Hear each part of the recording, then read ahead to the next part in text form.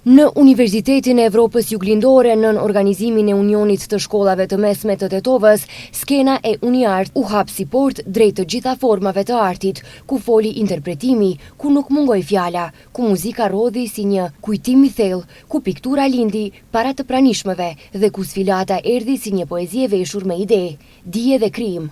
Vallja Korçës, sfilata Identiteti i gdhendur, fjala e folur, dueti muzikor, slam poetri dhe mysafirja e nderit ishin disa nga aktivitetet që sipas organizatorëve nuk paraqesin vetëm art, por shpirtin që merr formë përmes tij. UniArt është një festival artistik rinor, vetë nga emri UniArt, do të thënë është një përmbledhje univerzale e arteve ku kemi mënyra